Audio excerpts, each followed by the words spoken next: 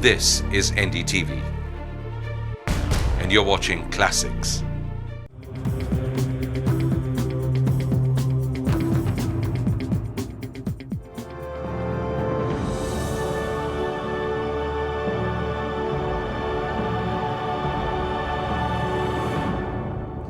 मेरे पीछे का 4000 स्क्वायर किलोमीटर का इलाका एक टापू के समान है और ये गिरा हुआ पेड़ एक लाइन ऑफ कंट्रोल।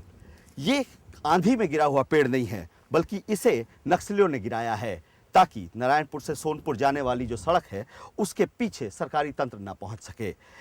असल में ये 4000 स्क्वायर किलोमीटर का इलाका अबूबमाड़ का इलाका है, जहां पर पूरी तरीके से नक्सलियों का कब्जा है। यहाँ पर सरकार का, छत्तीसगढ़ सरकार का या केंद्र सरकार का कोई राज नहीं चलता।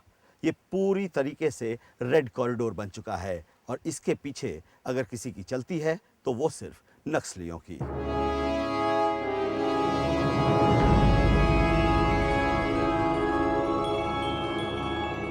दक्षिण छत्तीसगढ़ में बस्तर जिले के अबूझमाड़ इलाके में क्या क्या है ये किसी को पता नहीं। इस इलाके का सरकारी सर्वे कभी हुआ ही नहीं।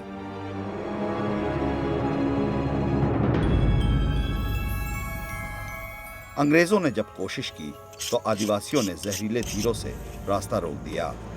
आजादी के बाद सरकारों ने इस पिछड़े इलाके पर ध्यान नहीं दिया।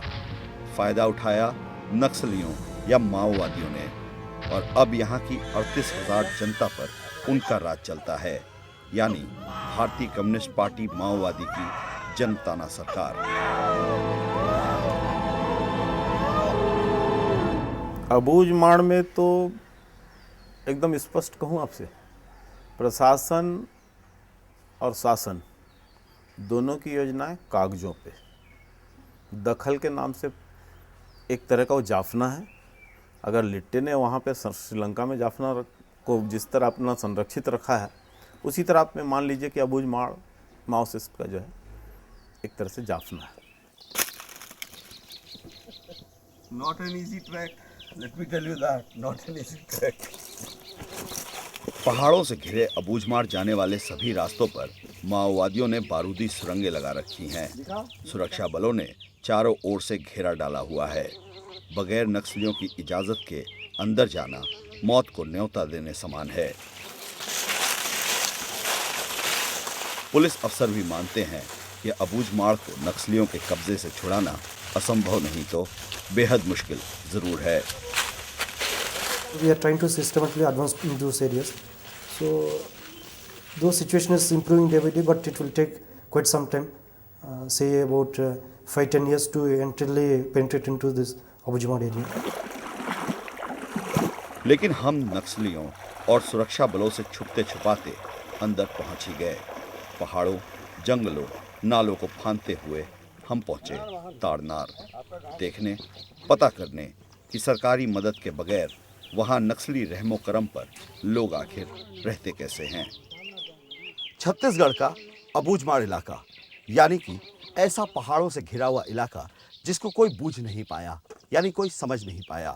इस 4000 स्क्वायर किलोमीटर के इलाके में करीब 38,000 आदिवासी रहते हैं। ये पूरा इलाका नक्सलियों से अटा पड़ा है। नक्सली कहते हैं वो यहाँ की गरीब जनता के लिए काम कर रहे हैं, लेकिन असलियत ये है कि यहाँ की गरीब जनता पुलिस और नक्सली हिंसा में पिसी जा रही है। उनके बारे में सोचने वाला, उनको देखने वाला कोई भी नहीं है। ताड़नार में ना बिजली है ना पानी। इस काले पानी को लाने के लिए भी मीलों चलना पड़ता है।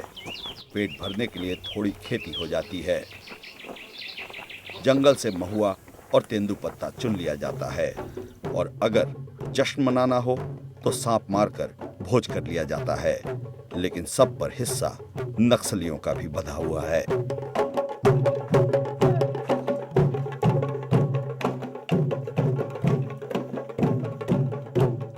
वो तो आ रहे हैं साथ, वो आ रहे हैं, 1 हफ्ता में 2 हफ्ता में तो आते हैं, चावल खा के जाते हैं रात को।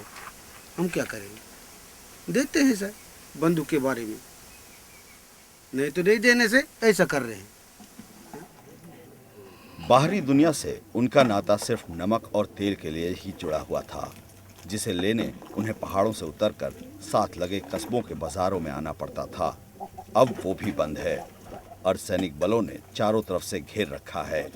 आए दिन फर्जी मुठभेड़ में आदिवासी मारे जा रहे हैं। लखमा के 30 साल के बेटे गंगाराम को 1 साल पहले पुलिस उठा ले गई।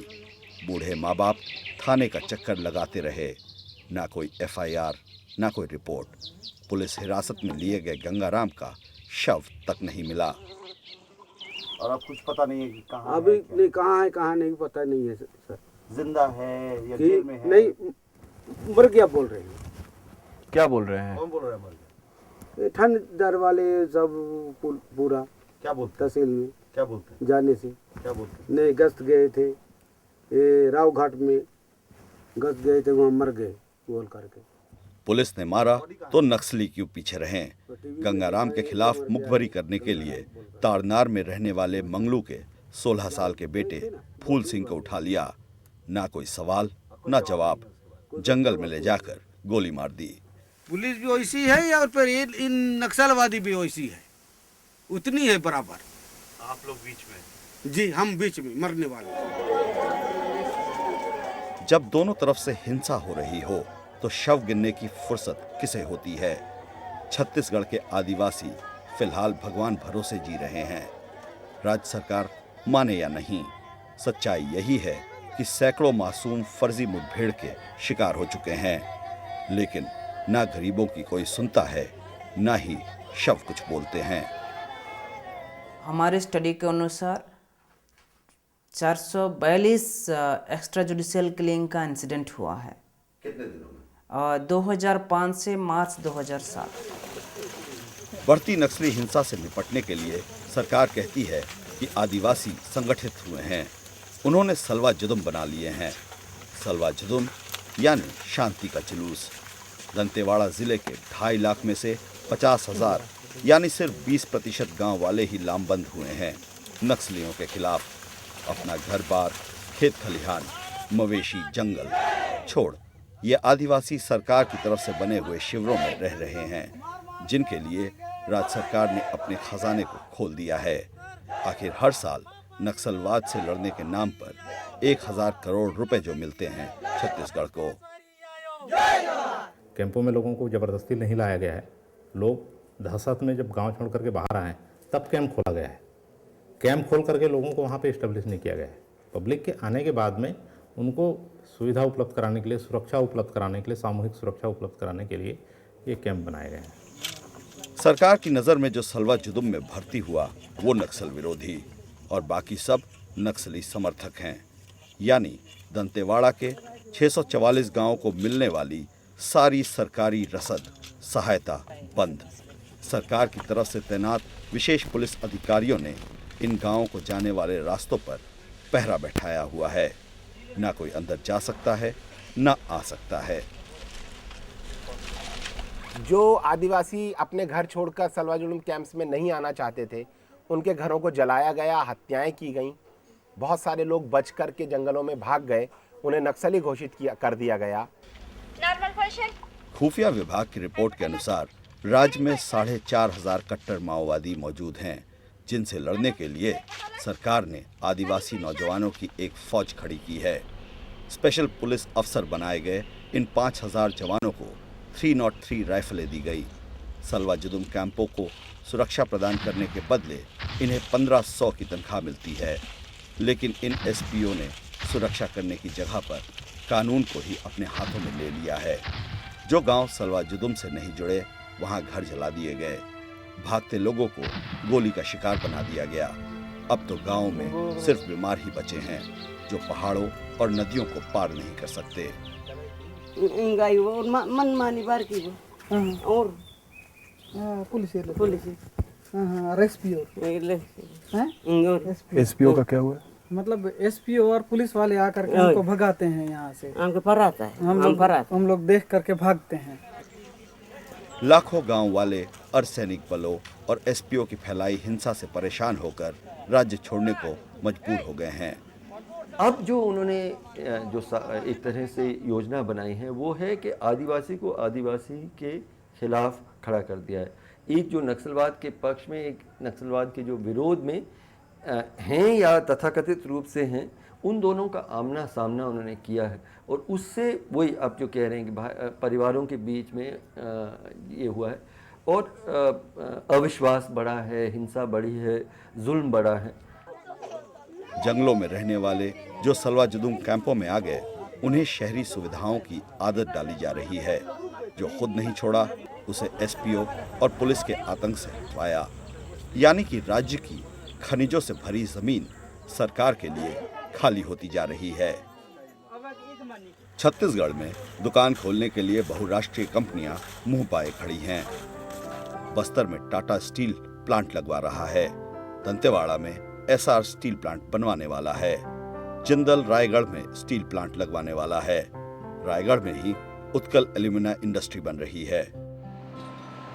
छत्तीसगढ़ उर्वरकों से भी भरा पड़ा है, चाहे वो हीरा हो, लोहा या कोयला।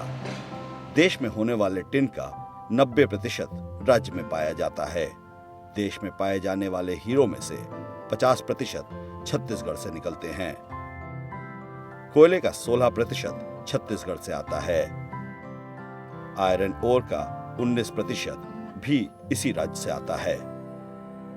अभी जो नया वन अधिनियम आया है, उसमें जो लोग 92 तक उस पर काबिज रहेंगे अपनी ज़मीनों पर, उनको उन ज़मीनों के पट्टे दिए जाएंगे। लेकिन अब जब सर्वे किया जाएगा तो वो आदिवासी उन ज़मीनों पर काबिज नहीं मिलेंगे, क्योंकि उनको घेर कर सड़कों पर ले आया गया है। तो वो ज़मीनें वापस सरकार के पास चली जाएंगी, जिसका इस्तेमाल सरकार किसी भी रूप में कर सकती है। सलवा जदूम के कैंपों में रह रहे हजारों आदिवासियों की जिंदगी पिंजड़े में बंद इस तोते की तरह हो गई है। इसके पास खाने को सब कुछ है, लेकिन आज़ादी नहीं है। इसी तरह इन सरकारी दरबारों में बंद ये आदिवासियों के पास सारी सुविधाएं तो हैं, लेकिन आज़ादी नहीं है, वो ज़िंदगी नहीं है जो जंगलों में वो बिताने के आदी हैं। और उनको ये भी पता नहीं है कि वापस अपनी ज़िंदगी में वो लौट भी पाएंगे या नहीं। ब्रेक के बाद देखिए कैसे बच्चों का ब्रेन वॉश कर रहे हैं नक्सली, और कैसे फैल रहा है आदिवासियों के बीच सांप्रदायिकता का जहर।